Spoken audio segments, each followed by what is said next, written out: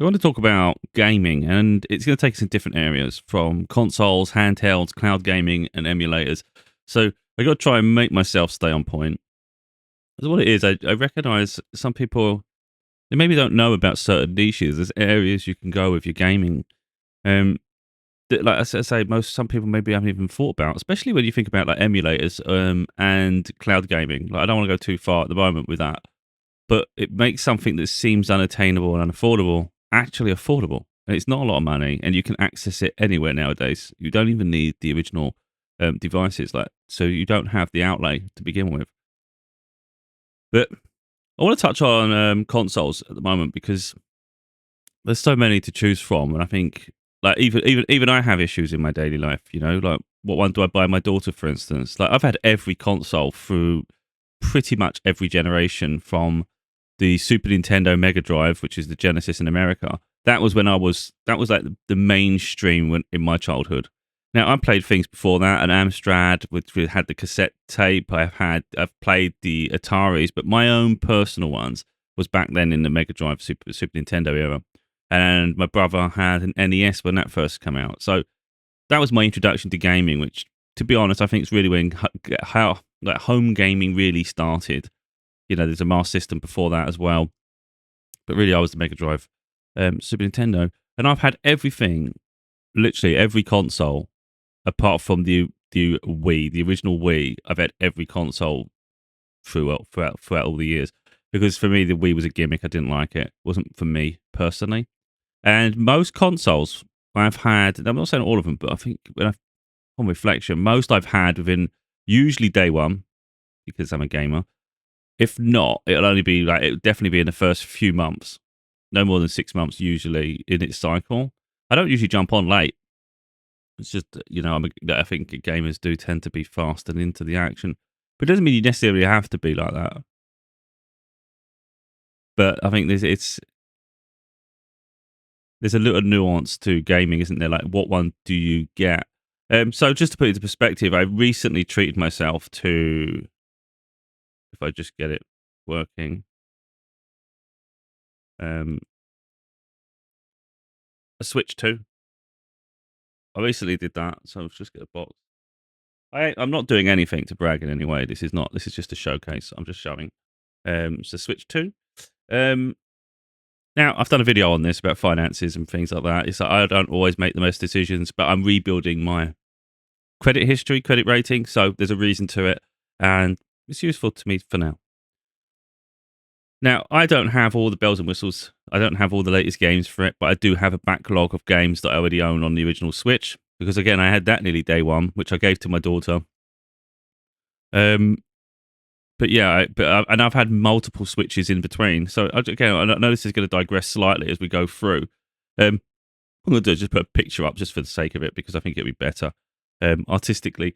That's obviously not Switch, that's the ROG Ally. Had that too. So I just want to put it in perspective. I think by helping people, it might help. By me talking about it, it might help people with their gaming choices, really. So I've had multiple Switches, especially when they first came out. I've had the OG Switch. I never had the longer battery life Switch because there was no need for me personally to upgrade there. I've had the OLED. I think I've had the OLED 2 or 3 times. I can't say if it's three. It might be two. I think I've had two. I think I've had the original two OLEDs. I've had the white OLED and I've had the Zelda limited edition OLED. By the time the Zelda one came out, for me personally, it was at the end of its cycle. It was like, you get it for nostalgic reasons. You want to play some games, but you're like, this hasn't even evolved. You know, the games are still limited and it's just, there's nothing real new to play. So I sent it back. I like the design. It was just like, the games are not moving forward. This is point. At that point, we had the Steam Deck. I'm not sure if the ROG Ally was out at that point, but the Steam Deck had. And of course, I had the Steam Deck. So I've had a Steam Deck. Again, I'm going to talk about the issues I've had with each of these devices, and I've got like images to help people and like understand the devices a bit. But I've also had a couple of Switch Lites too. So in terms of holding it in your hand, for me, the Switch Lite was really nice. It was like perfect size. Like my favorite handheld ever was the PlayStation Vita. So like I said, we're going to digress a little bit here. Like, we're going consoles, now we're on handhelds. It's like, I can't help it. I'm just going to have to go wherever my mind's throwing it. But the reality is, with these switches, as great as they are, and there's a reason I like the Switch myself. These are designed more for kids. Like they're really small. They're not always in the best place. So adults end up having to buy grips. So I've had to order a grip for the back. So what it does, it forces your hand into a different position. So it actually helps being more comfortable. What I like about having a Switch as opposed to some of the other ones, though, personally with me, is the fact that it is efficient. They will optimize the games. The platform is because it's a closed platform, so Nintendo can, harness it the same way you get the game consoles. Whereas most of the other handhelds are user decided, so you can change the graphic settings, performance, and all that. But then inevitably, it throws your battery into disrepair. The real problem with the the newer generation of handhelds is people complain about the battery life, and I've had issues myself in the past with the other devices. But inherently, you realize how powerful they are. Like if I think about my gaming laptop, for instance, it's always plugged in. I always use it as its maximum power. That if I ever tried playing games with just the battery, it's not going to last long because that's how much power draw it's taking off that battery. So I don't think any gaming device right now with a battery powered, especially in the form factors they are, they can't power them for hours and hours. It's just not realistic. So you could complain about a device, but they're all doing it. They're all suffering because games are that demanding, and you have to just accept one way or the other. So you can always take it portably, where you can sit anywhere, and you can always have it plugged in though. But at least you've got that option. So with the Switch, for instance, as well, another little good thing is you can literally detach the controllers. You can use little kickstands. You can use it as a screen. You can also obviously attach it to your TV and use these, or get an external controller. So it's quite versatile, I think. And again, with me, I like the fact that it gives me access to different games. I already have a Nintendo collection of games, and it's like it gives me access to those Nintendo games, and even some bigger games are coming over to it as well. And I was just looking at the store yesterday, and I was like, this is actually good. There's a lot of sales. So people complain about the price of Nintendo games, but actually they often have sales on their catalog in the same way other consoles do too. There's some games that are like literally £2, £3, and they're not rubbish games either. These are games that are like literally dramatically dropped in price for a specific period. And even Nintendo's games are like £30, 30 something pounds, where they're supposed to be 50, 60, so they are doing sales. Well, to promote them, of course. But yeah, for me, it just gives me access to a previous library of games. But what I was going to say there before was, like, for my daughter, do I get her, like, if we look about Christmas and look ahead, Christmas or next birthday or whatever, like, what do I get her? Do I get her a PS5 or do I get her a Switch 2? And it's a difficult question, really, because she lives with her mother. So if I got her a Switch, she could take it with her. If she gets a PS5, it stays with me. She's not a big gamer. She's not like me. She has her moments. So like when she's around me, she might play games a bit more than she normally would. But I know in her home life that she doesn't really always play games. So what would keep her interested? She loves The Last of Us. And that's something else I wanted to just quickly show is the fact that you're going to see emulators at the end of this video. And I just want to show that although I have, I'll do it in batches because I can't hold them all. Although I have emulators, I also have the original consoles. So we've got PS3, PS4, PS5. So PS4 games work on PS5, so you don't need a PS4 nowadays. PS3 you need. So I've got the OG, I've got that PS3 Slim down in the living room. And I've got a load of the classic games that are rare on PS3 because I collected them. It's worth doing that, you can still do it now, even now, and that's when I did it. And again, PS4 games work on PS5. See, that works 60 FPS. It runs really nice on PlayStation. And then a PS5, of course, Gran Turismo. But I've also got Red Dead Redemption on Xbox 360 because that also runs beautiful on the Xbox One. And my daughter has the One X. So in the house, we got like PS5, Xbox One X, PS3, Xbox 360, and the Switch 2. And obviously, a bit to show really, because this one's just I want to show gaming wise. Xbox 360, there's different models of this. This one is the best model because the PS3 Slim. But the difference between this and the OG, that big white box, that used to get a red ring of death and it used to be unreliable. It used to overheat. Also, with this one, you've got a touch button that's anyway to power it on. But the most important parts compared to the OG one is the fact that it has Wi-Fi built in, which the original Xbox 360 didn't have. And it has HDMI, which, of course, is standard nowadays. Before you had the big brick, which you can also do. Let me see if I can find it on the back. Right here.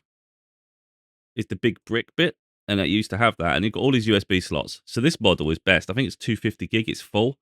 I've got everything off the store. So anyone thinking about getting an OG 360, I'd say do it now while the store's still available to download your stuff, because there may be a time when you won't be able to claim anything on not like any of your previous digital games if you had any.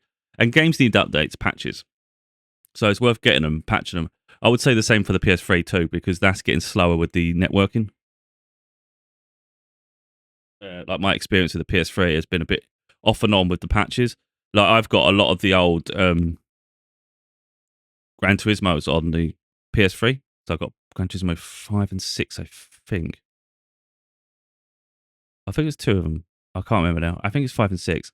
But one of them, I can't remember if it's 5 or 6. I think it's 5. I can't remember. One of them's got updates, and it's a known issue. So you get to a certain update, and it'll stop. It just crashes. It won't do it. So you have to sort of delete all the updates, delete all the information, install the game again, and then you have to go through the patches and stop on a certain one. It's just an absolute nightmare. And there'll be a day though when you won't even have access. And each of them patches added something to the game. So you had like this Red Bull thing. You had Senna. You had the F1 Senna situation. There's like little additions that were free. So it's worth doing it. Just want to show another example, really. So we've got 360 games and Xbox One games. So like I say, I don't just use emulators just to avoid buying things. I'm still a collector. I like to have physical things. And if anyone's seen any of my other videos, you know I like collecting movies. I love Blu-rays and DVDs. I prefer Blu-rays, but there's a lot of films that are only on DVD, so that's the end of that. That's all that is. Let's do this one. And then this is the PS5.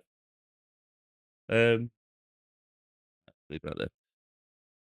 So I'm a gamer. Like I say, there's choices everywhere. And as nice as the Switch 2 is, and of course as new as it is, she has a original Switch, like the original Switch. Now this has got problems with these now. They're not working properly. So we're gonna have to replace them. They're not cheapest things to replace either. I think they're like 60 quid. I don't know if you can get them cheaper than that. But it's a pain, and it's the smaller screen, so it's like literally the bezel. I hate this bezel. That's what I really, really hate about the original one. Not the battery power, it's the bloody bezel. Whereas, I mean, we've got a bit of bezel here actually, thinking about it, but I don't know if it's as pronounced. I haven't really noticed because the screen's so big, you don't really notice it so much, So you put that next to that one. Let me just turn the screen on. Yeah. So I've made them dark on purpose, the backgrounds. I mean, probably don't. Oh, come on, what's it fading for?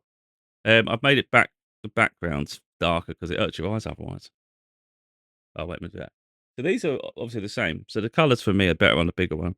And the bigger one is obviously much bigger. I don't know if you can see how much bigger it is. But there's that. So something she said to me before I even got one. She doesn't even know I got one. Before she said, "What's the point of a Switch 2?"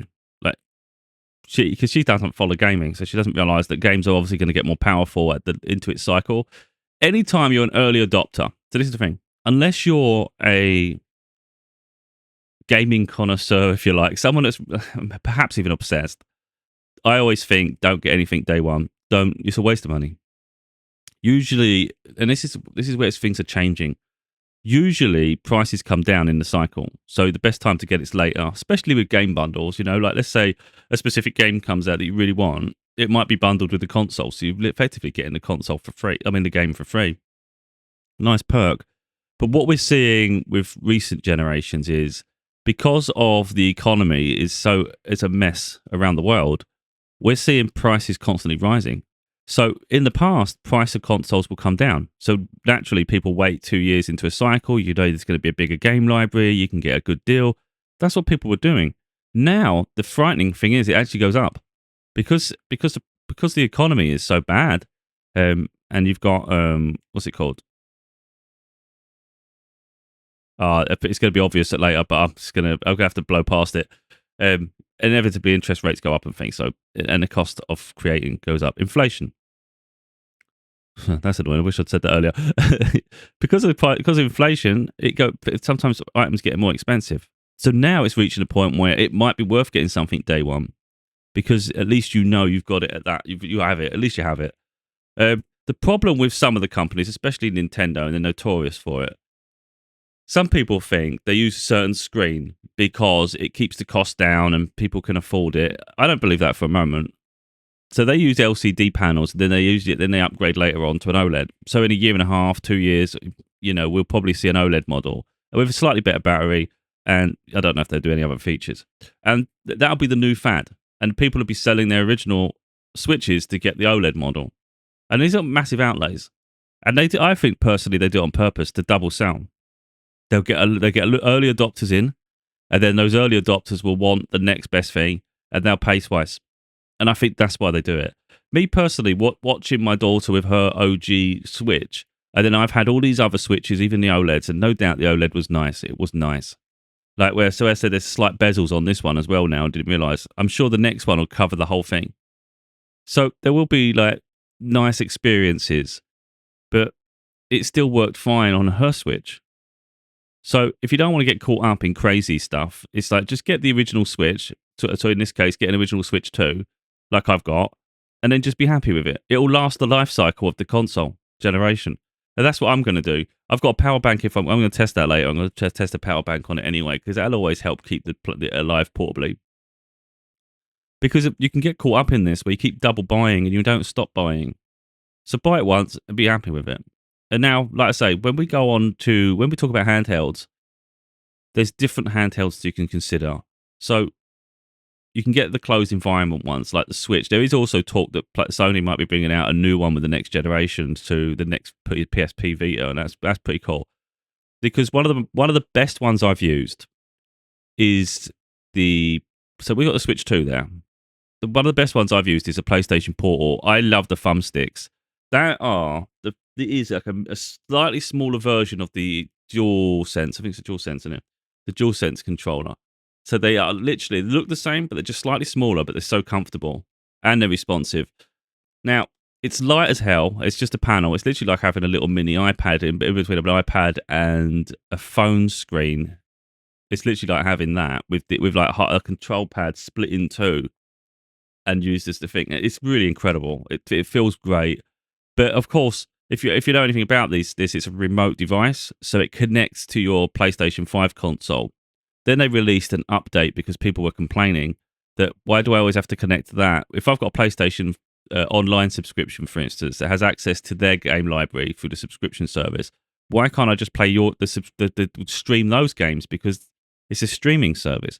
So from my understanding is they updated it where you can do that now. So you don't necessarily have to have a PS5, although I'm not sure if you need one to activate it. I don't know exactly. But in terms of price, it's great. It's about £200. So all the other ones are excess of about 400 plus, and it's 300 for the Switch, the original Switch, and then 200 for that one, and then it starts going up to 400 plus for the others. But I absolutely love that. It's just the fact that it doesn't have access to its own games. So if you don't have an internet connection, you're screwed, because it literally doesn't have the hardware in there to process games like the others, which is why it's so thin, the screen. But it's a great alternative. So if you have a PS5 and you want to be able to play your games remotely, even in another home, even away from home, it can do it over the network, over the internet. It's quite incredible. That's a great option. So I've got the Switch 2. Now, I don't really want multiple handheld devices. And like I've said before, I've had most of them. I've literally had the ROG Ally. I've had the Steam Deck. I've had a Portal. I've got a Switch 2. I've had the original Switch. I've had a PS Vita. I've had a PSP. I've had a PSP Go, which is a smaller Vita, which is like a flip. I can't remember if it's flip now, but it was really cool. But they were always annoying because I never had thumbsticks, so that's why I like the Vita. I love the Vita. But again, discontinued long ago. I didn't really get on with Nintendo's handhelds, to be honest, because the games were always limited. And graphically, they were always limited to PlayStations. In the end, they were the more successful, but I also found some of the games were gimmicks, the way you used to have to use a stylus and things like that. I'm more of a hardcore gamer.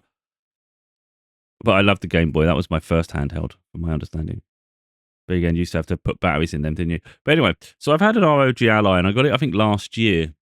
And I got it on a deal through eBay. It was incredible condition. So it weren't brand new, but it was incredible condition from a store where they do clearance stuff or return stuff. But they literally, it was said to be a lower grade than it was. Like, it was in excellent condition. And then all the feedback was from other people that bought it was also like, my God, they're selling these at that price, and it's like it's in perfect condition. Like, they literally refurbished it. And I got it for about £300. So now look at you can't see the price there, but it's £600 now, apparently. I mean, you probably get deals on eBay and stuff. But for me personally, that's one of the best handhelds I've ever owned. Like, that is, I mean, the Portal, like I just showed here, is incredibly comfortable. This is comfortable too, though. I wouldn't say that isn't. And now we've got the Switch 2. Now, I haven't used all the features of the Switch 2. I had like a day. But I know it's limited.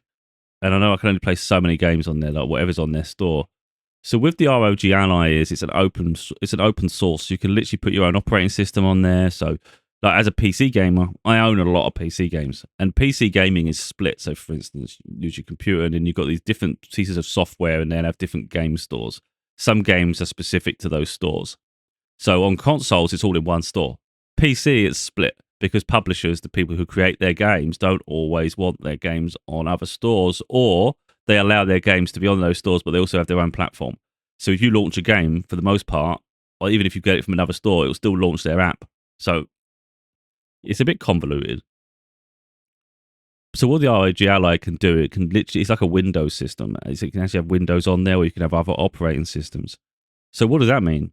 It means you can literally have pretty much all your PC games on there. And where I have emulators, you can run your emulators on there. So now, all of a sudden, it's a hybrid. It's quite incredible. It's literally a handheld PC gaming device, which is like all the consoles in one, because most console games are on this PC anyway. And also, because you've got the emulator side, you can literally have all the consoles going as far back as you want.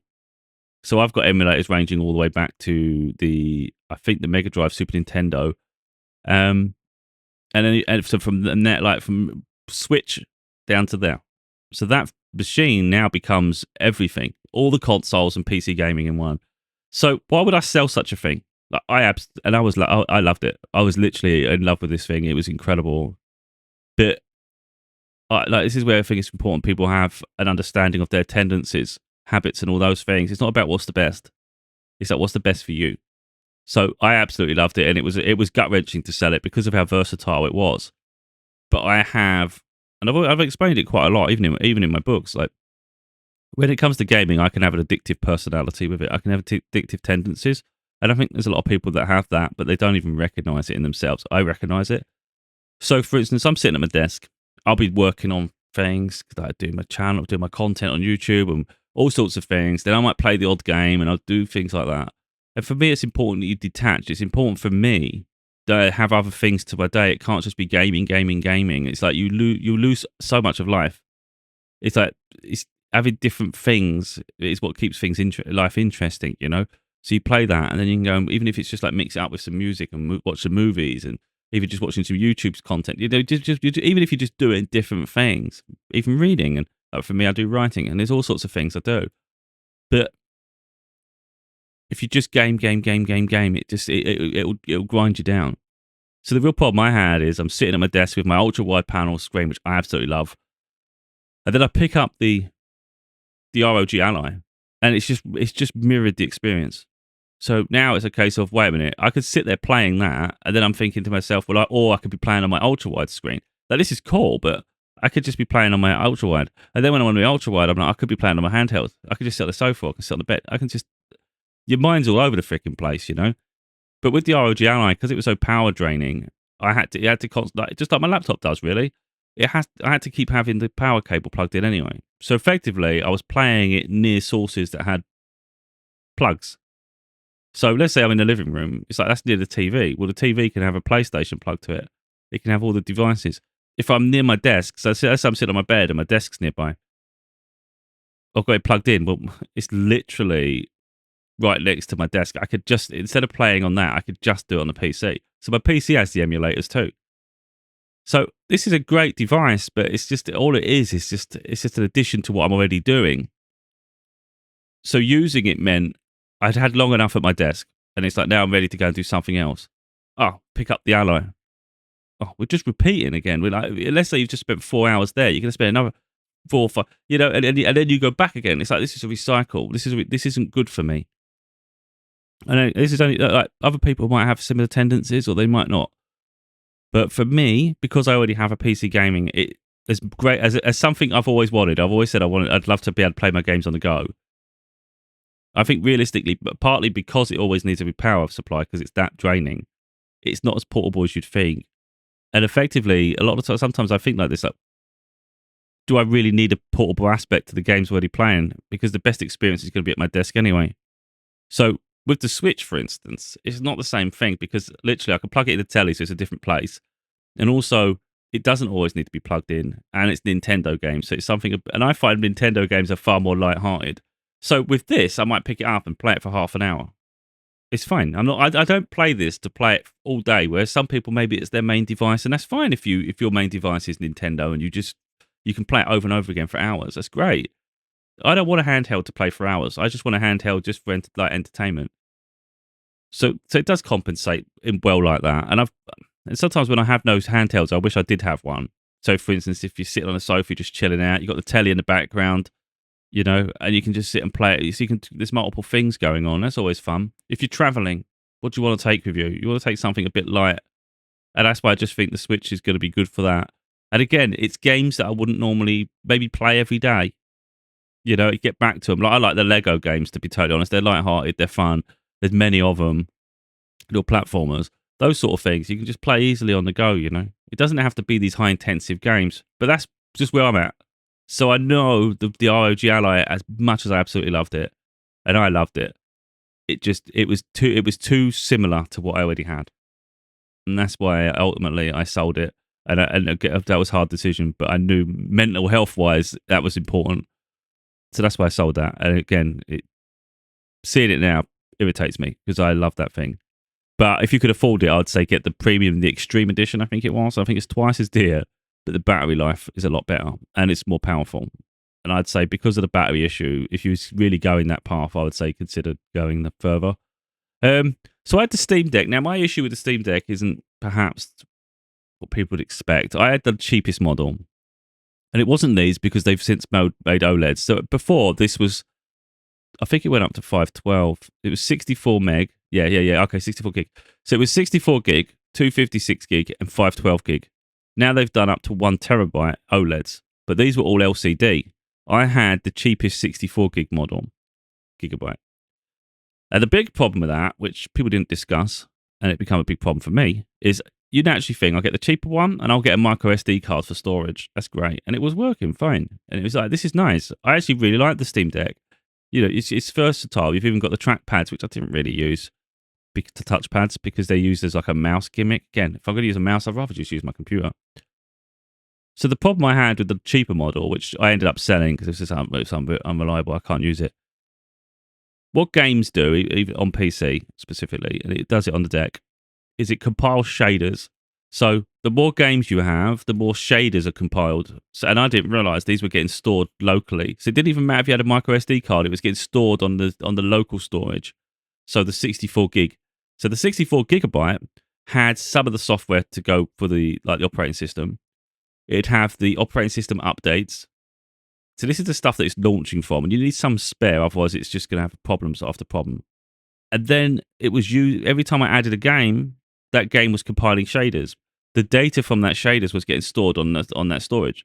So eventually, the storage was getting shorter and shorter and shorter. The more games I added on my micro SD card, it was taking up the local storage. I don't know if they've changed that now. I doubt they have. It won't be so much of an issue now. The storage is so much bigger. But when I had the 64 gigabyte model, it was like, this is unbelievable. I can only have so many games before it clogs up, even though I'm not storing it on that. So I sold it because it was just too much for me with that.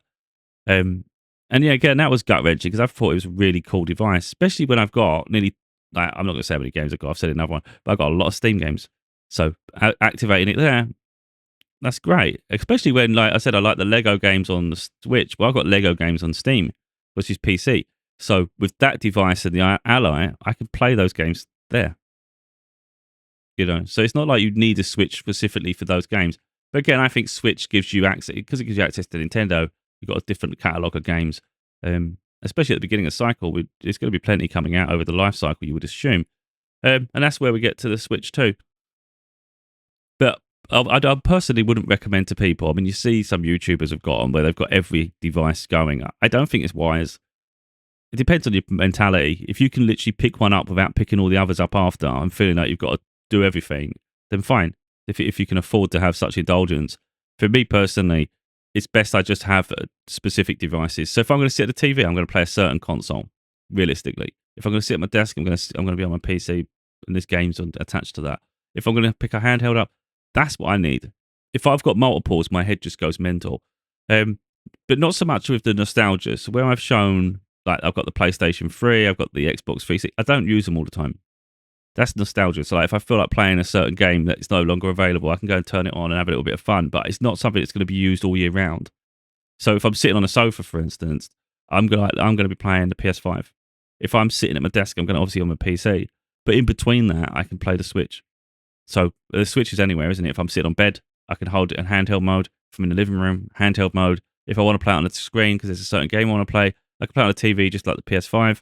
And if I want to travel, I can take my gaming laptop and I can take my Switch 2. So that's really where I'm up to with that. I think we've covered those devices. And like I said, with the consoles, there's so many consoles through history, and we've seen that jumping on early doors really at launch has tend to be disappointing. But I think if you learn from that, your expectations are far lower. So I've got my Switch 2 without any Switch 2 games, which is quite frustrating. It's just the way that it happened. I got it. It's annoying because there were bundles with Mario Kart, which I could have done with, but the price I was given with it wasn't feasible. So I'm gonna have to buy that separately. But which at the moment like puts me in a bit of a thing because they're about £55 I think on Amazon, which isn't too bad. But you've got Mario Kart, the new one, but you've also got the new Donkey Kong, which is like, from my understanding, Mario Odyssey. So it's really, really cool, like more of an open worldy sort of thing. But the levels, it's just really, really, really creative.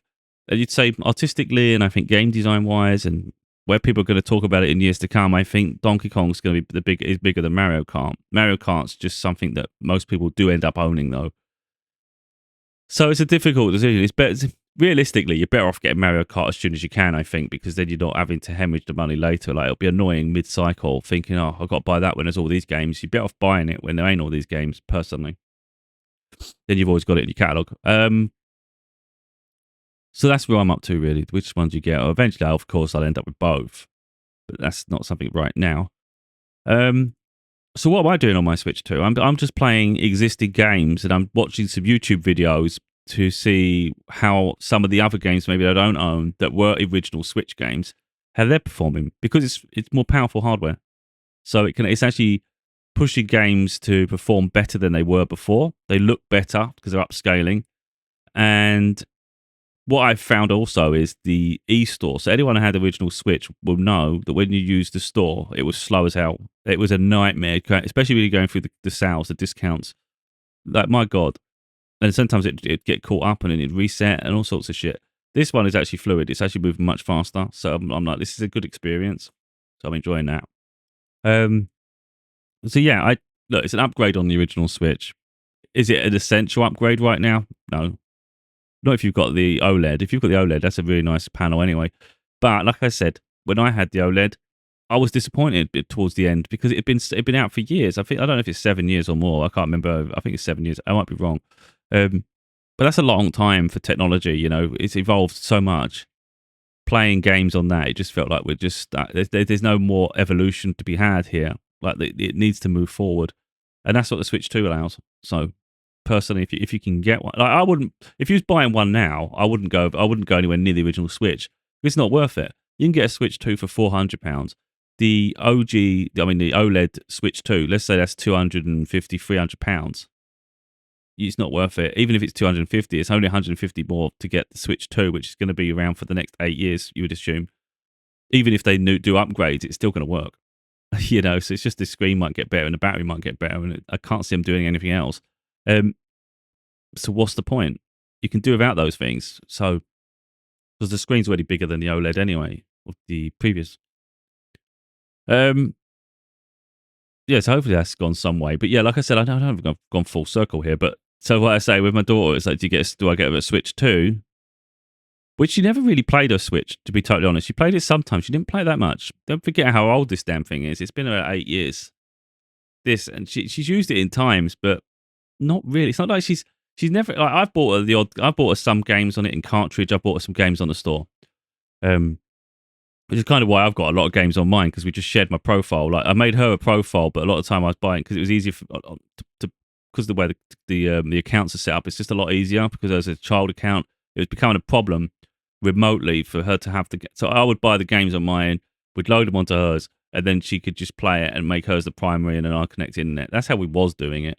So that's why I've got a lot of games, because it's between. But she wasn't really playing them, and she never really asked me for games. She didn't really say, "Oh, this game's just come out. Can you get it?" Well, it was never really that deep into it. But like over the holidays, she was really enjoying The Last of Us. She loves Spider-Man, and she loves The Last of Us. So she literally, to my surprise, slightly lower difficulty, but still, someone that doesn't play a lot of games, she's completed both games over the holidays. And I was like, wow, because Last of Us 2 is quite long and it got scary. She had to pause it a lot. She sat there on her own sometimes. So I didn't realise she was. And then, like I say, she loves Spider-Man. And there's going to be other games in between, of course. But even just Spider-Man, if you think about it, you've got 3 Spider-Man games. Spider-Man, Miles Morales, Spider-Man 2. I think that's all there is at the moment. There may be another one coming. Who knows? And then we've got The Last of Us and The Last of Us 2. And I think there's other games, because she likes those games. I think she'll like Days Gone. I think she'll absolutely love Days Gone. Red Dead Redemption 2, I think she'll enjoy too.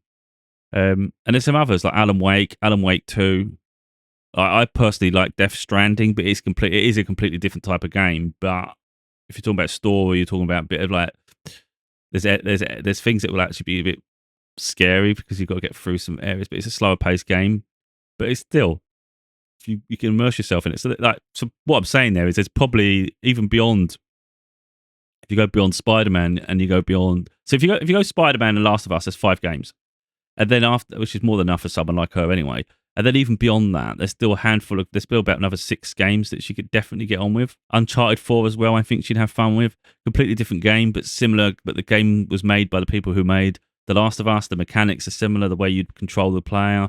It's a massive adventure. If you like that, then you'll like Tomb Raider. So again, it opens up games where now all of a sudden you've got like 8 games you can play on top of the 5. And so from that point of view, I know if she had a Switch 2, I'm not Switch 2, it's PS5. I know it's later in the cycle now, but she's got an Xbox One X and other things, and she's always had access to my PS5 anyway. But I think personally that would do her better, because I don't think she would use the Switch that often, like Mario Kart here and there. But then she could just use my one when she's with me anyway. And again, these are questions for people to have if you're going to buy a gift for someone, like what console, what would be better for them. It's not always about the device; it's what's the games. Like Nintendo games are great, I think, for younger generation and even older people. But mid range, like teenagers and things, it's like sometimes they like the more adult content rather than the childish stuff. We might call it childish. I mean, obviously anybody can pick up Mario and enjoy it, but when you're talking about like deeper games, yeah, PS5 as with literally PS5, PlayStation is known for the story narrative games, which I think are absolutely great. Switch 2 is getting some console-related games, some PC games, those sort of games. Like they've already got like The Witcher 3 and things like that. But we're starting to see some others come over now, even Star Wars Outlaws and things. And these are games you wouldn't even think would be going anywhere near it. So I'm intrigued myself at where the Switch 2 is going, because you're going to get some bigger console-related games coming over to Switch 2, and it being able to handle them, which is that's definitely interesting. Because that's definitely next generation, isn't it? And like I say, the PlayStation 5 is like rigid to your TV, but for another £200, you get a PS5. I think the PS5 you're looking about £500, aren't you? So the PS5 is £500, although they've been around for a while. So if you want to go cheaper, you can buy a used one. I'm sure you can get one for like £350. The Switch 2 is £400. It could obviously go up in price. We don't know. So I don't think there's a massive difference between a PS5 and a Switch 2. Now, the Switch 2 games, like the actual Nintendo games, are really expensive, like the 50-odd pound. Obviously, the PlayStation, because it's been around a long time, you're going to get some better deals on the games. But you pay an extra £200, you can grab yourself a Portal. So for about £700 all in, you've got, so it's £400 for Switch 2. For about £700 all in, you could have a PS5 and the Portal. And it even has a VR set as well, but that's really expensive. So forget the VR for now. But it has the extension that it can do. So all of a sudden, you've got a remote console. It can play it literally it's a hybrid, just like the PS now. It's a hybrid, just like the Switch, isn't it? And I think it's something worth considering because the Switch games are incredible. And I've had that, and like I said, I loved it. And I'm still tempted. But like I said, I don't want multiple handhelds, but I'm still tempted because that's a good value for £200. And I think it's great. So one other thing I just want to touch on, if we can get to it, is I wanted to show if you don't have money. I'm talking about like £500 here, £700 there. Some people don't have that. So let's say you want to get into gaming, or at least you want to test games, but you don't have a lot of money and you don't want to do that investment to start with. You don't even need to. You need a controller at best. You're going to need a controller. So like I've got a blue PlayStation 5 controller, which I bought specifically for PC gaming. And again, like for instance, if there's two people, I can just attach this to my PS5 as well and play from there. So it gives me versatility. The other side is I've also got a blue Xbox Series X controller, which again, TV, but if you had a console, you can plug it in there. And I think it's backward compatible with the other ones. I'm not totally sure. But either way, you're going to need one of them. You're going to need something. Now, there is a Pro controller for the Switch 2 and the original Switch. Both the two different ones. They do work on the other though. I think the original Pro controller for the Switch works on the Switch 2. That is a really nice controller. It's a bit more. It feels a bit heavier, but it feels really nice. So you've got choices, but you would need to be able to. You need to be able to do Bluetooth to your device effectively. PC you can do a wired connection, but if you're going to talk about like having something on your iPad, you want something on your like laptop and all those things. You're not asking that to do the work. So it doesn't even have to be an expensive device. It's just going to have to be able to have internet, Bluetooth, realistic, ideally, and a subscription. So let's have a look at the different subscriptions you can have, because I think it's worth going into. Because I don't think people genuinely are aware that you don't need the hardware. You just need the subscription. So as a PC gamer, for instance, let's say we go on Game Pass. It's going to launch it all now. So it's got ridiculous amount of games. You pay a monthly price. You have access to so many games. And these are the PC side, so they'll install to my computer, and I can play them. And these are some of the latest games. It's crazy. Even the Call of Duties, the recent Gears of War, even Dragon Age Vanguard now is available. Recent launch of Doom. Even other games, it's mad. It's mad. But the real problem, like for me, I've already owned half the games in my own personal catalog, so it's becoming less of a deal. But someone that's starting out, crazy. So let's go get Game Pass. We can see the difference.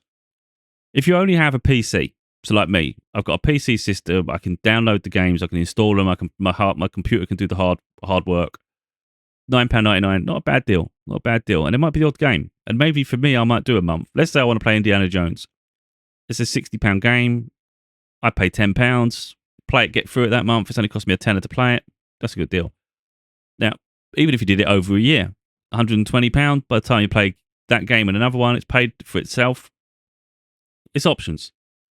If you want access to stream it, which is what you'd need if you're going to do an iPad or something, you would need to get the Xbox app for your, or is it Game Pass app? I think it's the Xbox app for your handhelds and all those things.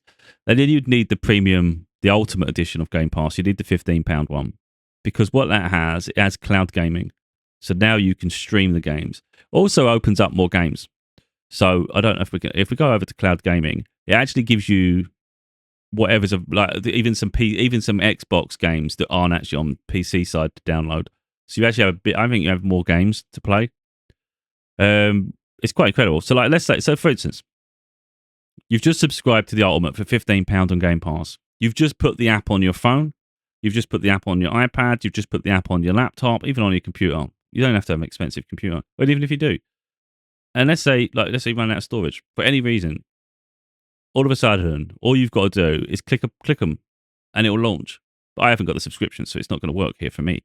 But that literally, if you've got the new Gears of War Reloaded, that's about a £40 game that you can just stream straight to your device. You've even got Sea of Thieves. You've got Expedition 33, which is incredible. I've got that. Hogwarts Legacy. and it's giving you the choice of which version to launch, which obviously is going to want the best one. Which are free. I mean, look at this. Even in the new Indiana Jones, I just said £70 game, £60-70 game. Forza Horizon 5, you've got Halo, Cyberpunk. I mean, look, the list goes on, even Farm Simulator. But for £15, even, well, I didn't know that was there. Wow, that's incredible. I'll buy and stream. Okay, so this one's different. I was going to say, what the hell? Because I own that on the Ubisoft Shadows. So this one's pretty cool. So they're doing something else now. They've upgraded the package. So for £15 a month, you can stream. Obviously, if you're on PC, you have access to these games and you can play console-related games. That's the benefit there. You can also log into your game console, Xbox console, and then you have access to it all and online. Or, like I said, you can have an app on your device and play them. This section here is really interesting because this is another way to avoid owning a console. So the problem before was you pay the subscription, you have access to whatever games they make available. It's a lot of games, but you might think to yourself, I really want to play this game, but it's not part of their subscription, so you can't play it if you don't. Even though if your device, you don't have a device to handle it. But what they're saying here with this one is, if you buy these games, let's say you buy Hogwarts Legacy. That's why it's different versions. That's why it didn't make much sense. So let's say you buy, so that's not included in the package. £15 doesn't include Hogwarts Legacy. But if you was to buy it from their store, so if you click it, I'm guessing it's going to take us to the store. Oh, show in store. So you could do that. Yeah, I'm not going to do the whole process here. But you buy the game. And then if you've got the subscription, it will let you stream that game. So I'm thinking, well, that's really good. That's a good feature for Game Pass. That's pretty revolutionary for that point of view from their side. And there's a lot of games to consider buying them. They may end up on the service anyway, but it's worth thinking about that. Like, do you want to own it and then always have access to it if you have a subscription? And even if you don't have a subscription, let's say you buy the console later, you can play it, can't you? Because it's attached to Xbox. So that's something to think about. For £15 a month, you can play a load of Xbox games. And when I say Xbox, they're like big games. These are not like little games. And you don't need the devices. You don't need to pay the £400 for a Switch 2, although obviously that's Nintendo games, it's different. But you don't need to be like the PS5. And I'm going to show why you might not need the PS5, although I would suggest if you can get one, you want to play natively because the graphics are going to be that much better. So if the Xbox does it, what does PlayStation do? People sleep on PlayStation all the time. They don't realize the actual online PlayStation Plus is incredible. Now, I'm noticing here on this app, it's not got everything I've got on my console for streaming and playing online. I'm not really sure why, but they still got games. So let's say you pay your subscription. Xbox was £15. PlayStation Plus is £35. I can't really. I won't be able to launch the games, unfortunately, because there's a big problem with this app at the moment. Is the fact that I like to use my PlayStation controller, and it's really, really weird. It doesn't work on the PlayStation. I don't think my battery's going to work for this one. We'll see if it works. I don't think it's going to attach. If it attaches, it might work. It's just flashing at the moment. But if I think I had to do that with a controller, to be honest. I think we had to do battery. I'm not going to, unfortunately, I won't be able to show it. But this is the PlayStation alternative to what the Xbox was doing. And you'll click them and it'll launch and you'll be able to play it on your device. Now, I don't know, you have to look what ideally before you sign up to any subscription, of course, is use your device, go to the stores or check online and see if there's an app. If it works on your device, then you subscribe.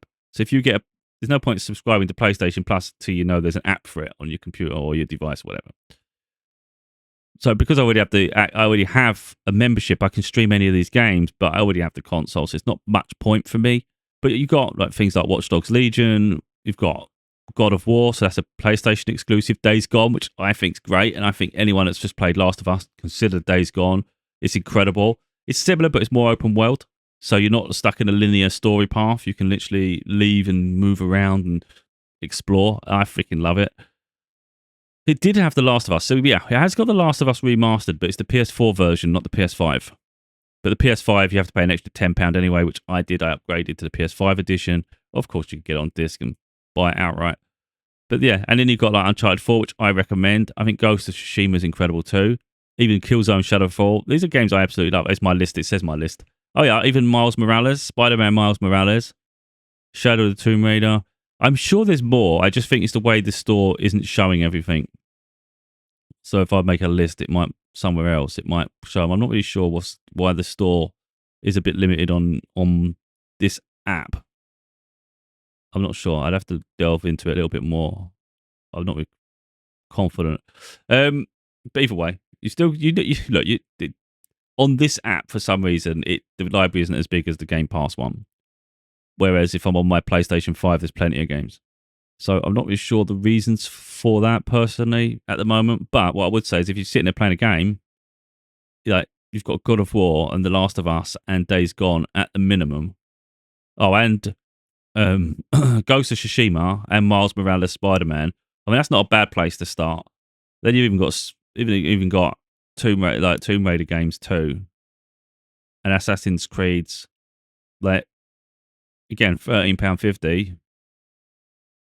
You can stream them. You don't need a powerful computer. So if you ain't got a computer, you ain't got a PS5, you ain't got a PS4, and you want to play The Last of Us, wherever the hell that was. I've just moved them everywhere, haven't I? It's my list. It's my list. You can still play The Last of Us. Just stream it. And like I say, I think personally that's great. So that's those two. There's another one now. This is the one I have. Now I'm a PC gamer. Like I said, I got a lot of games. I had a lot of games. If you actually go on here, it says my library. So I'll go over here and we'll see all. Now you probably can't see it, but at the top it says 572 out of 2,338. I'm not sure if I'm the one with 2,338 or if that's how many are available on the store. Wait a minute, I just want to figure that out. I think that's how many's on the store. Yeah, I think it's on the store actually. Okay, so I think I've got a similar amount on my own catalogue. That's why I get confused with it. But what it's saying is that my whole catalogue on PC, which I own these games, you have access to 572. Now, this service is different. This is GeForce Now. I've done a whole video on this. You pay. You can either do it for free. You get an hour. You get 1080p. It's a bit limited, but it plays fine, and it's free. So if you own the game on PC, any of these games, and you sign up and you get the free service, you can play your game on a weaker system, remotely on a device like your phone and stuff, absolutely free. But you get kicked after an hour and then you have to keep reconnecting, and there might be an advert before your game plays. You might be in a queue. But again, you're not paying anything, so you can't complain.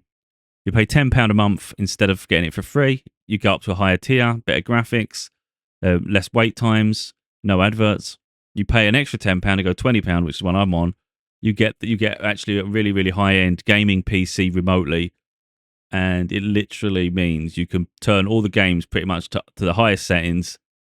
Don't worry about overheating your computer. Don't worry about your computer bottlenecking and it doesn't work and you get low frame rates. You get high frame rates, high performance. It brings all your games to life. And for me, if I want to record them, for instance, it's better because my system isn't then overloaded. And yeah, so that's the other alternative. So they all come with different price points and they all come with the benefits. So for instance, Game Pass has a bigger collection. Its streaming is really reliable, and you pay the monthly subscription, and you can literally just stream a massive library of games that you haven't had to buy. And if you decide to buy off their store, which would probably be dearer than the ways I've bought my games on the PC platforms, but either way, that'll give you access if you get a console later. And if you obviously get selected ones, you can stream them too. So that's a good viable option for people, I think, personally, who are either deeply connected to Xbox and already have some of those games that you can stream, or you're just starting out and you can stream a lot of games and some of the newer games too. So there's reasons to have that service. And sometimes I dip in and out of it. Something like GeForce Now is only going to be beneficial to someone who already has a catalog of games. Even if if you've just got one game but you want to play it at absolute best, even then, okay, that could be great. But it is a lot of money per month, I think, for just one game. So you'd have to think about that. Like, the alternative is the Game Pass. But the real problem when you do any of these subscriptions is what happens when you don't pay. So, when you don't pay any of these, you lose access. But for someone who has a PC library already bought the games, like there's a good chance you already have the hardware behind it if you didn't have the service. So you could think owning all these games cost a lot of money. Yeah, it's cost a lot of money over time. but I can still access them games without this service. It's just not as high end, you know. Whereas if you stop paying for your Game Pass, for instance, you will have nothing to play. But look, it swings and roundabouts. Like, for instance, if you're not a big gamer and you're only going to play a couple of months here, a couple of months there, then I think something like Game Pass is perfect, isn't it? Because you've got access to a lot of games. There's no real obligation. It hasn't cost a lot of money. And you're still playing the games you want throughout the year because you're playing them when you want. Like, some people might not like playing over the summer because they'd rather go on holiday. They'd rather have different experiences. Maybe in the winter, you just feel a bit more like, I'm just hermiting a little bit. I'm hibernating. I just want to chill out. I want to catch up on some games. And I think in that scenario, that's perfect. Because let's say you pay £15 for like 4 months. You're only like 60 quid in. It's only cost you £60 that year to play so many games. So I wouldn't ever dismiss any of the platforms as not worth it. I think they all have a benefit. Switch 2 even has its own online subscription, but that's really just to play their older generation games, like the I think it's GameCube now, N64, Super Nintendo, NES, Game Boy. There's some things like that, and the Mega Drive. That's what you get with it, and you can play some games online. That locking of the online is what bothers me with these subscriptions. If you're on console, so if you're on console, you don't have an online, you don't have a subscription service. You can't even play online. It's just ridiculous. On PC, you can do what you want. I hope I've covered a lot here. I mean, I know I've done the consoles to a degree. I think we've focused more on handhelds and cloud gaming, to be honest. But what I really wanted to do was show people the options you have when it comes to gaming. I know it can be overwhelming, and it's like I said, I think fundamentally it should always start with the games. It doesn't matter how powerful something is or how great this is. It's like, without the games, it's nothing. You're only as good as your games. Like, me personally, I don't think I could cope, and I've tried, believe me, without a PC gaming. I can't cope. It's ingrained in me. I've been a PC gamer since forever. You know, I've had console since my childhood. You know, and as soon as I was about, I can't remember what it was, in high school, I was just obsessed with building a PC and tinkering and doing all that. And yeah, there were mistakes made throughout at certain stages, but I was there in the infancy, you know, when the internet was born and all those things. And I've absolutely loved tinkering, and I've loved building my computers, and I've loved the customization of it, and I've loved watching how powerful it is in relation to game consoles. So, if anything, the one I fall out of love with often is a console. Like, sometimes I enjoy it, and then I get bored of it. Then I enjoy it, then I get bored of it. Then I like the convenience of it, and then I'm like, but fundamentally, I'll always have my PC because it can place the. If we're talking about when we say about, it's not just about raw power. When we talk about games, the PC has everything. It has all the libraries. Now, the consoles are starting to get like that. So Xbox games are starting to go over to PlayStation. PlayStation games are going over to Xbox. But you're finding that PC, the equivalent on PC is usually cheaper. So the hardware might be more expensive to start with, but the games are cheaper, and you have a broad range of games. So there might be strategy games, there might be simulator games, all sorts that are not on the other platforms. So again, I think things are starting to get more expansive. So it starts to get a bit less about the specific games. But someone who's already got a catalogue, it makes sense to me to have the PC. But I don't. And I love the fact I've got an ultra wide screen. It's just certain things. There's a lot of more customization, and I've suggested towards the fact there's emulators. That's on my PC, you know. Anyway, yeah. So like my preference personally is the PC gaming PC priority. PS5 for living room TV, because I like the story games. So it doesn't matter for me. I've had Xboxes, I've had the Series X, I've had all of them. I've tested the Series S, weren't impressed with it. Daughter's got the One X. One X is more powerful than a Series S in this graphically, so it can do 4K comfortably. The other one is more upscaling and doing a lot of nonsense, but it doesn't look as sharp. But the Series S, the little white one, it's got a better CPU, so processor than the One X, but the One X has far superior graphics power. So effectively, the One X, the one my daughter's got, the One X, it's a thinner Xbox before the newer generation. It can do better graphics, but the frame rate's lower because CPU is all about your frame rate. So it just caps out really at 60 FPS most games. I don't know. I think it's a great console, the Xbox One X. It's just the hard drive storage is the traditional old, slower hard drive, and that's really cumbersome as well. The load times are longer on the One X. But yeah, I had a Series X, and I've had two Series X's and got bored shitless after a month or two of both of them. Love them at first, graphics are great, but inevitably you're looking over your shoulder thinking, and there's just nothing coming on Xbox. At least there hasn't been anything original for a long time. So apart from Forza Horizons and things, it's just like that's not enough. And now Forza Horizons moving over to is on PS5, apart from 4, which I think is the best one. I did somewhere just now. Um, but yeah, when I think about PS5, I don't get so bored because I've just shown there. You've got Days Gone, you've got the Spider-Mans, you've got Uncharted, you've got The Last of Us, you've got Ghost of Tsushima, and there's probably others that I'm not even thinking of right now. But and a God of War for start as well, you know. So there's whole franchises on PlayStation that are just like mind blowing, and they're games that people, if you're a gamer, these are games you should be playing. And now with the games coming over to PlayStation, yeah, you got to buy them outright. You know, whereas Xbox is on Game Pass, so it swings and roundabouts. Um, on the one hand, effectively, on the one hand, if you're not an online player, for instance, you could go the route of have a PS5 for all the PlayStation games, and then get yourself a Game Pass subscription on another device to play the Xbox games. But there's nothing wrong with just going in house and saying PlayStation, then get yourself a PlayStation Plus subscription, and then you'll get access to the exclusives on the PlayStation anyway. So on the PlayStation service, PlayStation Plus, if you've got a PS5, you've got access to like the God of War, the Ghost of Tsushima. You've got, I think, Death Stranding as well, which I love. Last of Us hasn't got Last of Us 2 at the moment, but it's got Last of Us. I mean, I bought Last of Us 2 before. But anyway, there's a wide range of games available on the subscription services, which I think personally are great value. And they make sense. And it goes hand in hand with your console because your consoles are great. If we're talking about controllers, as you can see, the PC, I prefer to use the PS5 controller. For a long time, I was using the Xbox. They're both great controllers. I just get a bit fed up with the sticks on this one. I prefer the sticks on this one. Like this one, it always makes noise. This is so noisy, this controller, because the plastic always hits the plastic. And it's got sometimes you might get the haptic feedbacks working on this, the adaptive controllers, the triggers. So there's swings and roundabouts. And also, this has this extra thing in the middle, so it can use as a mouse pad, but also clicks. So it adds another feature to games sometimes. But I mean, they've both got the benefits. So it's going to sometimes come down as well. Things like that. Like, what's your favorite controller? So it's understanding that each has its own in-house store, as they all have their own exclusives to a point, but that's becoming less significant. So when we start thinking about exclusives, it's going to start becoming more pronounced that the Switch is the exclusive one because Nintendo games don't go anywhere.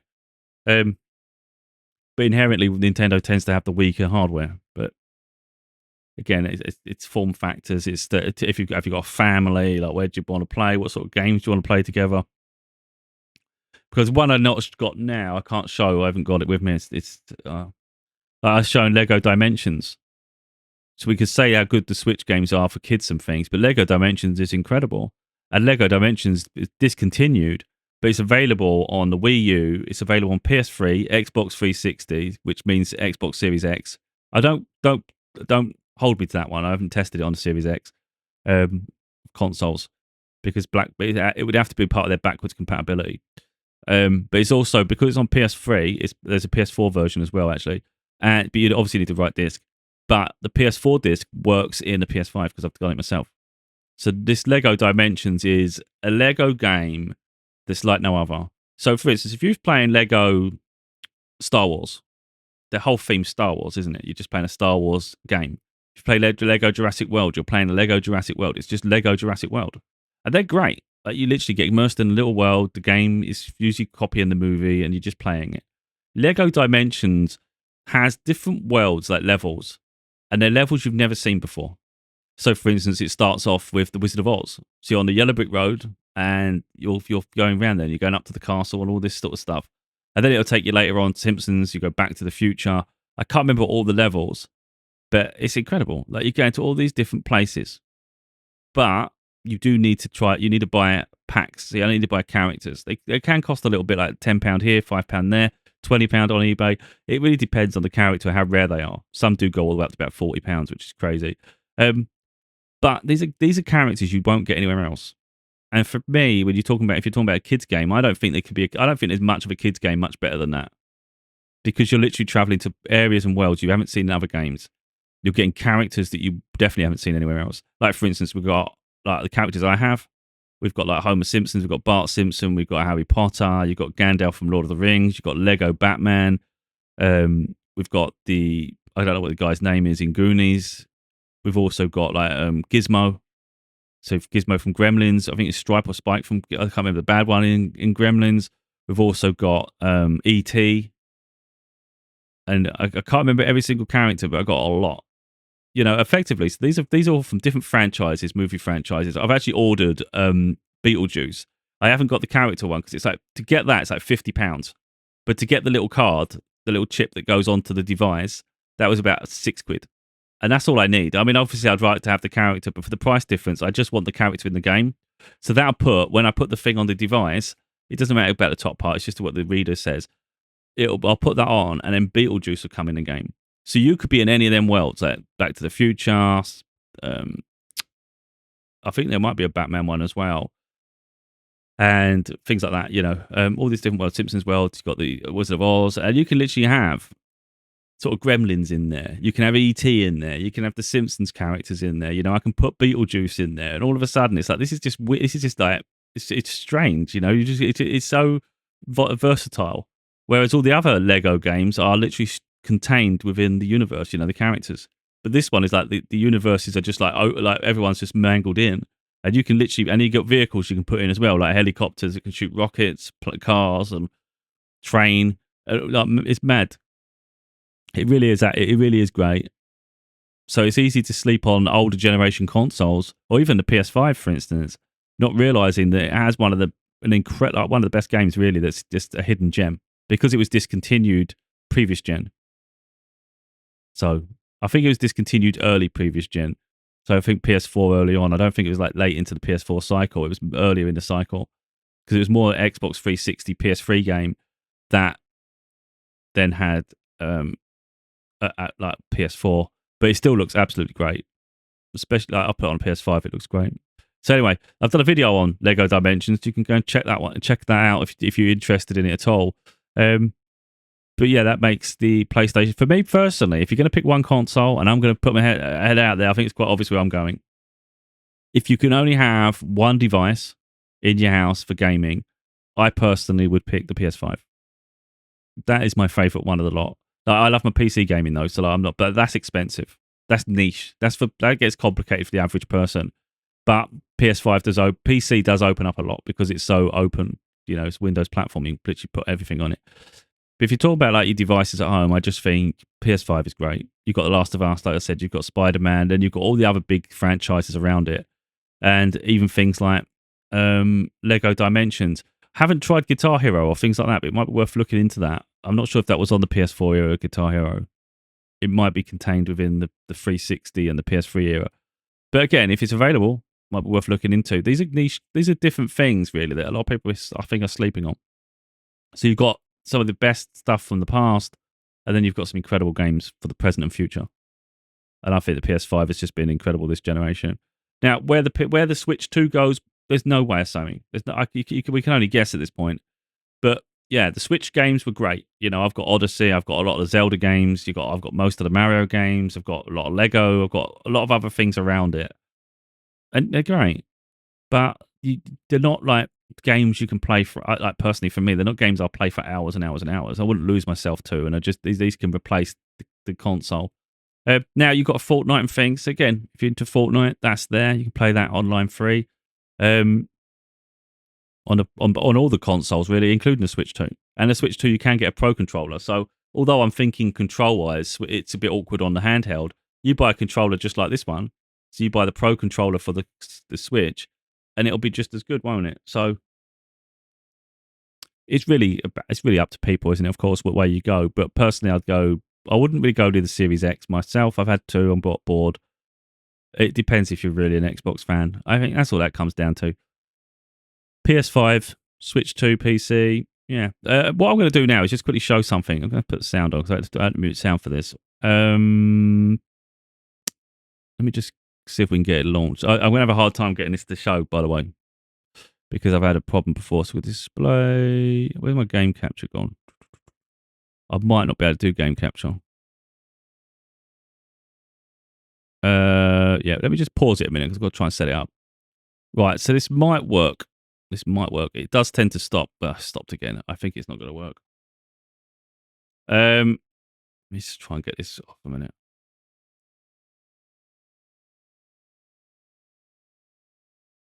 Right, it doesn't like to. As soon as I click the screen, yeah, it's not going to work. I'm going to have to do a game capture and see if we can get it working this way. It's a whole process, to be totally honest. Display, get rid of it. Yeah, okay, so we're working now. So this is my emulator. So actually, I've just got to get the sound working. There we go. So this is what my emulators is. Now, I sometimes have an issue with this because it's supposed to have pictures on the background. Sometimes it has this weird thing. It wants to do updates. Emulation's never always 100%. So it can look prettier, this. And when I load it a different way, it works. It's really convoluted. But effectively, like I said before, I've had most generations of consoles. But even then, so I had the consoles back in the day. I've got some now still. But here, if you've got a PC, for instance, or even that OLED, the Ally I showed, the handheld, you can, I'm not going to say how you can source them, but you can get the games, you can get the emulators and do all this. And there's a process. It's something people have to learn. You have to do research. It's not easy. It's even just to source things.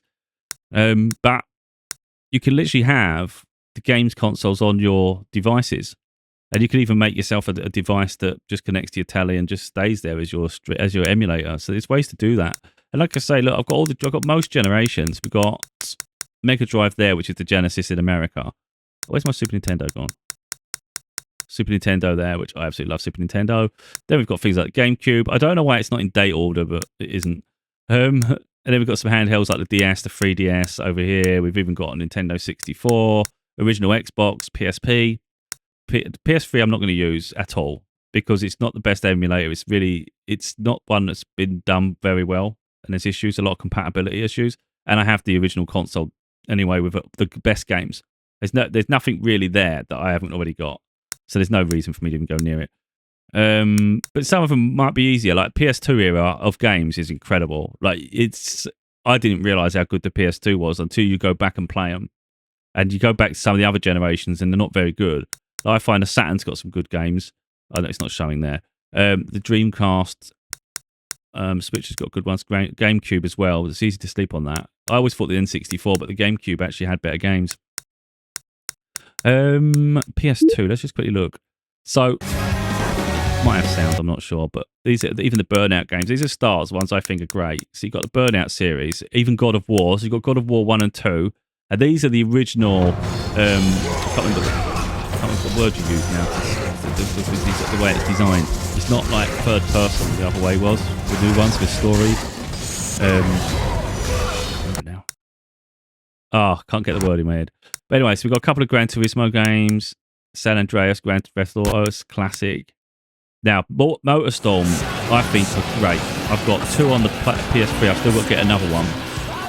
And they never came over to the other Super. I don't think there was any on PS4. So definitely ain't PS5. And then Need for Speed Underground 2, classics. Outrun, Ratchet and Clank, Silent Hill 2, Simpsons Hit and Run. You know, these are not Ultimate Spider-Man. That's in a cartoon style, which I didn't even know existed. And I know a lot of games, but I wasn't a big PS2 player then. I was more on the Xboxes. Unless your mother put you up to this. Yeah, but anyway, so that one. Then we've got some Wipeout games. Then I've got a lot of others, you know, that I haven't really got into to test fully. But I can literally just... I don't know if it's going to work because sometimes I have issues with my emulators and I've got to get... It's not the games, it's just the emulator itself. Sometimes needs an update, sometimes needs a certain file. Yeah, I don't need to play these now because I've got them all.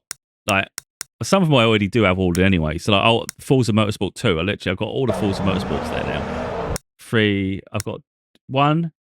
No, Forza Motorsport 2, 3, 4. Let me just go and get it. I'll show you. Pretty cool.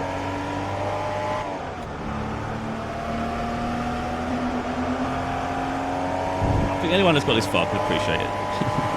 Right. So Forza Motorsport 2. I want the other cover where it's not got the classics, but either way. That's Forza Motorsport 2. Forza Motorsport 3, which is this one. Oh, it's not coming up. Okay, I haven't got art for all of them. Forza Motorsport 3, and then we got Forza Motorsport 4. So we've got in the Xbox 3 generation, we've got 3 of them.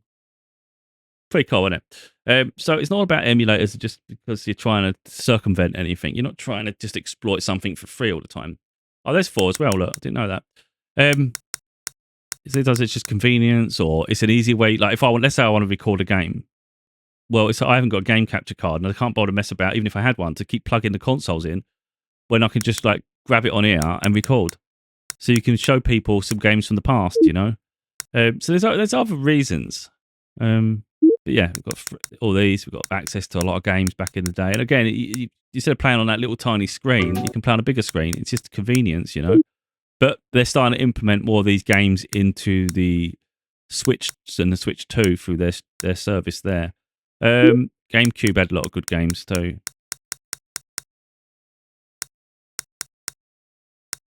Look, even there's the old Harry Potter games as well. So now we've got used to Hogwarts, the new generation, but it's easy to forget there was a story-based Harry Potter too. And of course, there's always good. Every generation has a Mario Kart. But yeah, we've got Mega Drive, Sega Saturn, we've got through there. But I do love the PS2 era.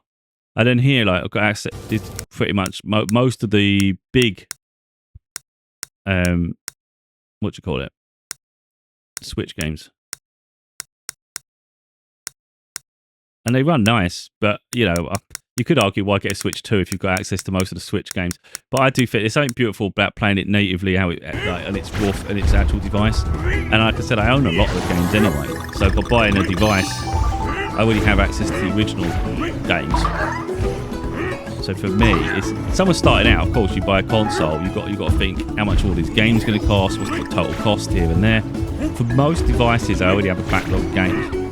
So even if a PlayStation 6 come out, for instance, there's a good chance most of my PS5 games, most of my PS4 games will work. And I have digital copies, sometimes physical copies. So you buy a device, but I've still got access to that, and maybe it's improved the frame rate, maybe it's a graphical advantage. So nowadays you don't start generations with nothing if you've already had a previous one. So going with the Switch 2, for instance, anyone that has a lot of like any games on Switch, you're not starting with just a blank Switch now, Switch 2. You're starting with your previous collection of games. And I think that's what makes it interesting. Let's see if it does work. I don't know if it's going to. I'm not sure if I'm going to have to do a different game capture though. We'll see. Well, I can hope it works. It's just whether anything needs an update. Oh, God. Yeah, there's an issue here. I'm not sure exactly what the issue is, but this is the real problem with this sort of stuff, really. Let's try 3 now. If one don't work, there's a good chance none of them will work. It may actually be trying to launch the wrong emulator, actually thinking about it. Does that sometimes. Yeah, let me just do something. Right, where are we? No, I think it is that one. I think that is the one I'm supposed to be using. It ain't that one. It's this one. It is that one. Unless they've done an update and it's changed it. I'll try. I don't think it is. I think it was that one, but maybe there's an update. Yeah, it's not found the emulator.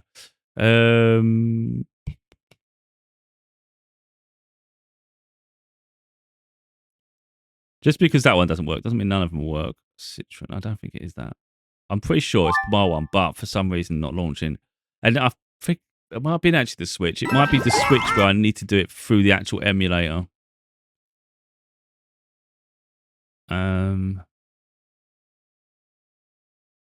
I'll show it in a minute, actually. I'll try and get it, because I know it's not going to work.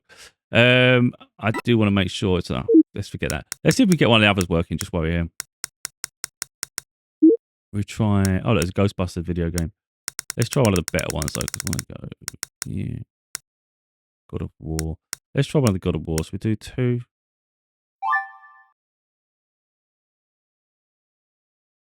This software does want an update, though. The main software, because it's coming up on my screen. Update. Oh, I think there's an issue here where it needs updating for some reason.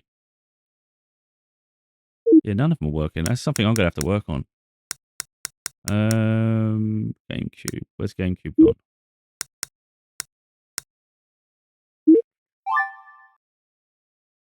I think it's this front end software.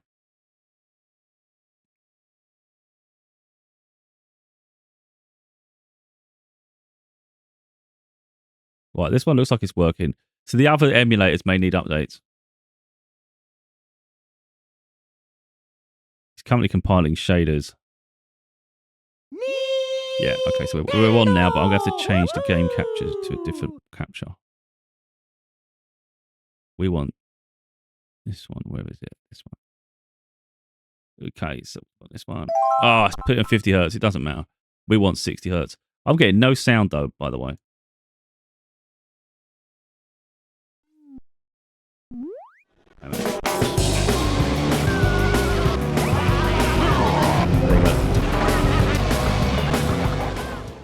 So we're playing a GameCube game now, Mario Double Dash. Right, would you like to...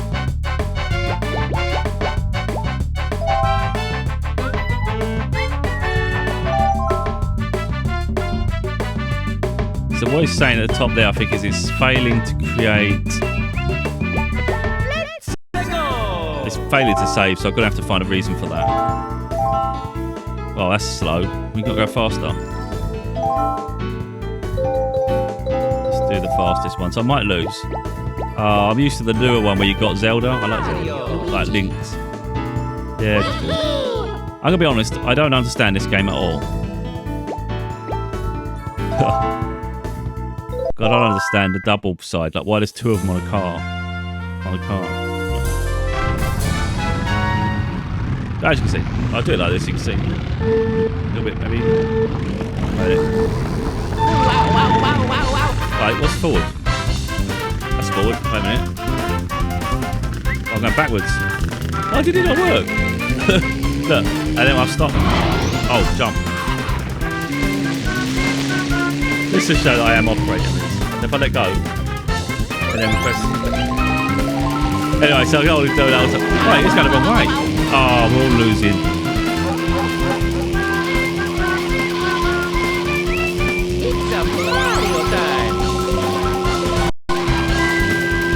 Just got to figure the buttons out. That's weird. That's awkward. You have to press buttons opposite each other.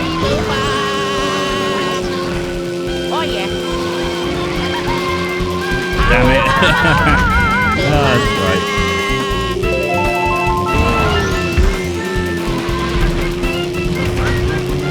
Oh yeah.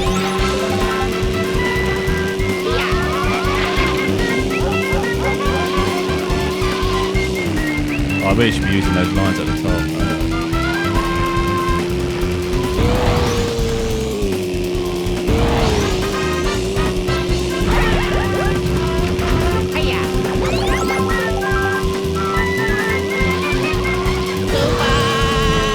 Yeah, it's fun.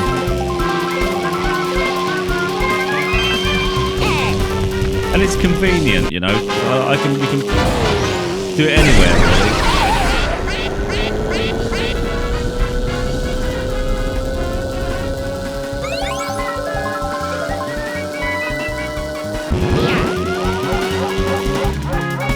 So what I wanted to show there is the fact that you have access to all these games. Now, it's a bit annoying that they haven't all worked. We'll just do that. So yeah, it's a bit annoying it hasn't all worked, but, you know, I can get it working. But like I said, with the ROG Ally, we can get that back.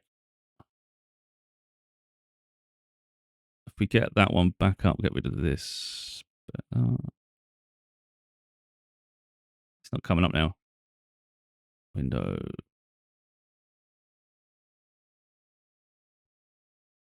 That's weird. I did that. Let's do that.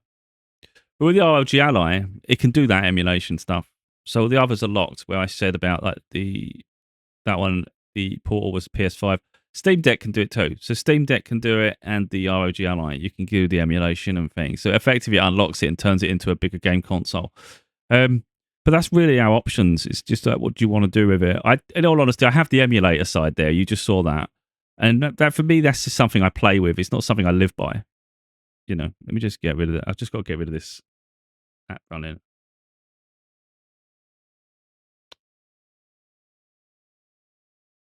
Yeah, I don't live by the emulators. For me, it's just something fun to play with sometimes. So if I think of a previous generation of console or something like that, or if I want to record something from the past, then I can access that. But it's not something I personally attach myself. Hence why I still get the latest consoles, and I prefer to play it natively, because it's better. But emulators do have their way, because emulators can enhance games. They could be a higher resolution. It could because naturally PCs are more powerful. There might be features you can add. It adds layers to it. You can even add filters and all sorts. So specifically games, like I had Zelda. Oh, what's the game now? Breath of the Wild. It had a higher frame rate on my laptop than it did in the on a Switch, and it looked better. So I thought that's good. But now we've got the update on the Switch too. I'm sure that's going to be the more stable version. Is be great. But before we had that pushed the boundaries, and that's really what it can do. It can enhance previous games. Like I could say the GameCube looked great there. I could put the PS2 on and go, oh my god, that looks really good. It doesn't really age very well. Bad, And then I might maybe I'll get a PS2. Maybe I'll get nostalgic and I'll buy a PS2, plug it into my telly, and maybe I'll go, wait a minute, that don't look as good as I had it, because the emulator maybe is enhancing the experience. So it's making it a better generation than maybe it was at times, depending on the filters you add and the settings and the resolution and things like this. But the potential's there anyway, and I see it as preservation. So it's no different, really, in my opinion, to go like they're generations that are finished. So it's not much different to just going to eBay or a boot sale and buying a console. No one's gaining from that anymore. It's like it's recycling. So for me, it's the same thing, and it's just a way to be able to continue to play these games. And some of the games on them are actually rare. You go into a used store, like in the UK, we've got CX. You might find there's a Spider-Man game. It might be £50. There might be another game that's £60, £80, because they become rare commodities because they don't make them anymore. But all of a sudden, you're just playing it on the emulator. You didn't have to go down that extortionate thing of where people are getting collectors and they're trying to, do that. So I don't. People can look down at emulators and things like that, but I think it depends how you're using it. If you're just going to use it to exploit, I think only, and you don't invest, then yeah, it's a bit of a nefarious way around there. If you're using it to access things that maybe are no longer available, or you want to enhance an experience, but you still invest in similar products, then I think there's nothing wrong with that. So I'm still investing in the Nintendo ecosystem, even though I have access to some of the Nintendo games. And I already bought a lot of those games in the past. And some of them, like, I don't even have access to. So, like, where I had a Wii U and I bought on the Wii U store, and then I don't have a Wii U anymore. I can't access the games, but I owned them there. And these are the things, like, there's ways I've owned them, but don't have access to the store now, and things like that. Or might have a physical copy of a game and I can't even play it. Like, I've actually got on disc the original Grand Theft Auto on PS1.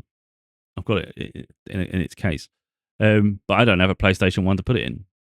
So why shouldn't I be able to access that game? Now, I'm not saying that about every single game. Some of the games, yeah, okay, maybe I don't own them anymore, and it's fun to go back and enjoy it. But I think, again, it depends what you're doing. There's people that do things for really, really nefarious reasons, and there's people that do it just because they really enjoy it.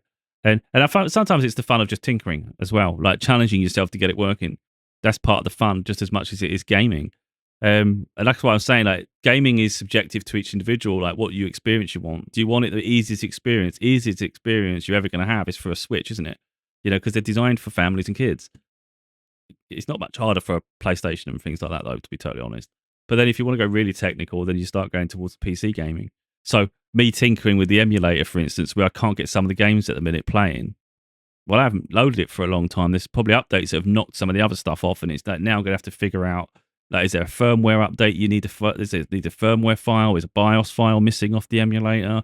Is it just detached and this thing just needs an update? There's all sorts of things you have to look at, and it can get stressful. But once you get it working, you go, oh, they're great.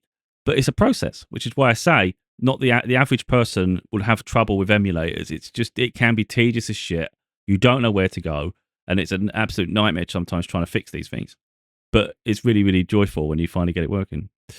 I hope I've covered most things. I really do. I probably missed something, but it's really hard to stay on point. Really, I think for the most part. But yeah, like I say, there's options for everyone in when it comes to gaming, and you shouldn't feel so. If someone's a beginner in something, it's like don't feel intimidated by it. It's just enjoy the art of gaming. Just like the platforms are, personal to us. So are the type of games we play. There'll be some people that look down on some people playing certain games and go, "That's not gaming." It's like gaming's gaming. You don't have to be a hardcore gamer to enjoy games. I've seen plenty of people just attach themselves to cozy games they just find relaxing. It's like if it was a rainy day, just sitting there, you just want to relax. You don't want to think too much. You just want to chill out. There's games for that. There's games to be, real deep story narratives. There's games that will absolutely challenge you because they're really difficult. And there's games online that are really competitive. And it's understanding your niche, but really understanding like what the things you like. Like for me personally, I'm understanding that I'm not going to keep playing multiplayer games as much as I used to. Sometimes there's like a bias. It's like it's not fair. So, like for instance, if I play, I like FIFA, but they call it FC now. But I have good matches, and it's like sometimes they're really fun. Other times you might play some petulant child who just acts like an idiot, makes you watch replays continuously. As soon as they score a goal, they pass it back to the goalkeeper, and then you can't even get it. It's just so childish, and it just drives you nuts. And so if you play some of them games, I think for long periods, you're going to get yourself really, really frustrated. So me personally, now I only put it on for a couple of matches. And it's never usually bad, and then I leave on a high. And that's what I do. I only play like a couple matches now, and I'll turn it off. Because I know if I play that for hours, I'm going to get really, really agitated. And do I play games to get agitated, or get games to have fun? I play games to have fun, enjoy myself, and it's a distraction in some cases. But a lot of time, it's just to enjoy myself. So I'd rather leave on a high. I'd rather leave after having fun. And there's so many other games I can be playing. So that's what I do. I manage my expectations and how I want to play my games. So, but there's some people that will literally play one game and nothing else, and that's up to them. But if you find yourself stressed, just open your mind a bit and say, "Look, there's other games." If you always stressed playing against other people, it's very highly competitive. The next generation of gamers often are better than the previous generation. So you might have been great one day, but there's other generations that come and they're going to be better and they're going to be more competitive than you, and you've got to accept that you're not always going to be the best. And again, you might play a game and you might think, I like playing online. I'm going to go and play this match, but you don't play it all the time. And there might be someone that only plays that game. What chance do you really have against someone who's like become expert at it? So I don't really play deeply to win. I play to enjoy myself. So as long as a game is fair and an experience is balanced, I don't mind. So if I play a game and I get annihilated, I don't really care as long as it's fair, though, and it's enjoyable, So I'm not really someone that really cares about the score, all those things. That's not from a loser person point of view. It's just like, I don't play for that. I play to have fun. So even if I play a football, even if it's FIFA, for instance, and someone really smashes the life out of me, but it's competitive still, like it's just unfortunate that I've had a bad game or something, I don't mind because you learn from better players anyway. So if you quit every time something's challenging, you'll never ever learn. So it's like the more you play against people that are better anyway, you'll get better at it if you just keep evolving. But that's what gaming is all about, challenging ourselves. But it's finding the things that we enjoy. So it's not always going to be about following the fads. A game launches, you get caught up in its hype and you go and pay all this money and you go, "Oh, I don't really like it." But was you ever going to like it? Like, is that really something you're interested in, or is it because everybody else was getting it? Find the areas you enjoy, And like I said, the ROG Ally for me was incredible, but it was too similar to what I already had, and the addiction was just going to freaking consume my brain. Literally, it was no good. It's too big. It's too good. That is just too good, because that was literally a portable version of something that takes up too much of my time as it is. What chance do I have with something like that? Like literally, I could play deep games. I can put my emulators on. And look at the emulators. You've got generations going all the way back, like whole cycles of games. You've got like a whole cycle of a generation. So even if you put the Xbox, like let's say you put PS2 on, every game in the PlayStation 2 era, you can get. And yet that was covering a span of years, and that took up people's time. Now add that to every other console. It's like you've got no chance of getting out of that loop if you start throwing yourself into it. So again, I don't want to digress and go any further. Really, I think it's just I wanted to show people the loop you can get yourself caught in, and just consider why you want to play games, sort of games you like to play, and then figure out the platform from there. But yeah, I think. But the other thing to account there is if you do feel an addiction's like transpiring in your life, it's like stem it before it becomes a problem. So if you can't stop something, it's like that's the time to start challenging yourself to stop. Like me, I can stop at any point now. I've taught my. It's took me time to do that because I couldn't before. Like I would be like next match, next match, next match, next, and I'll be all. I could literally be from the morning through to night, but that's just not healthy. And then I realised that I'm missing out on other things I want to do as well, and it's not healthy. It's just no good anymore. So yeah. Anyway, so that's really where I'm at. It's more I'm becoming more casual, and I think the thing is it teaches you. It changes your lifestyle to a degree. Like you start to get used to it. It's more discipline. So you just that becomes part of you, you know. So I rarely play things long now. Not usually now. I tend to switch it off after a couple of hours, and I just get on and do something else. And I think it's just healthier that way. Otherwise, it becomes your life, and it's just not a great place to be, you know. So gaming should be fun, but it shouldn't dominate your life.